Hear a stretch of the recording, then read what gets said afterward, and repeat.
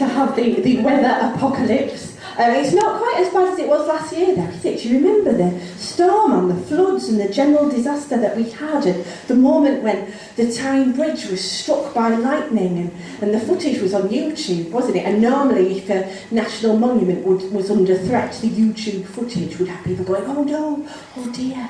But when the Tyne Bridge was struck by lightning, we just had a triumphant Geordie, yes! So I expected the Evening Chronicle the next day to just have the headline, get in! For me, it was the footage of the wheelie bins going down the street on the rivers of water and the people going, whee! That made me realise the Olympics was going to be a success. Not very easily entertained. And handily enough, I have a poem about what it would be like if we had an apocalypse in the north. Because I think we would do it differently to the south. We would do it better, and mainly just with considerably less melodrama and fuss. If The Walking Dead was set here instead of in wherever it's set in America, you know. Sometimes I walk through certain parts of Tyneside and think that it has been. But anyway, our ends in the north. On the first day the world ended, I said, least said, soonest mended. Sometimes these things are sent to try us, though in this case they've been sent to fry us. But in the north we don't like to make a fuss, us. Though sometimes I admit we make a bit of a fuss about how we don't like to make a fuss.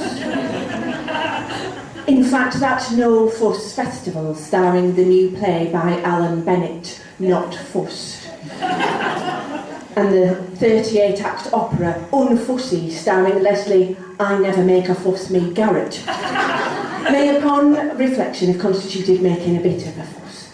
But just because it's doomsday, there's no need to make a song and dance about it.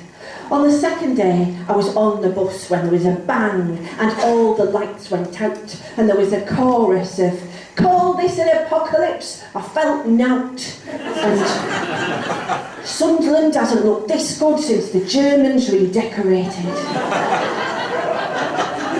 Weirsiders in other. You've got to make the best of things. Northerners are tough like that, nobody else compares. On the third day, the Tyne Bridge fell into a crack in the space-time continuum. I said, well, go to the foot of our stairs. But when I got home, there weren't any. On the fourth day, Cleckheaton exploded. I said, worse things happen at sea, and popped on a Bear Grylls DVD. On the fifth day, the government said it was tough for everyone with it being the apocalypse, but that actually in London the restaurants were full, and maybe we just weren't trying hard enough in Liverpool, Newcastle and Hull. We should get on our backs, and there not being any bikes left or roads was just an excuse. On the sixth day, the streets were full of people wandering about moaning. The zombies hadn't come, it was just folk complaining about the slice of petrol and how the co-op had run out of white sliced. On the seventh day, Greg's ham and Armageddon pasties were going down a storm. And they didn't have to charge tax, because the surface radiation kept them warm. Ambient temperature. On the eighth day, there were no planes in the sky.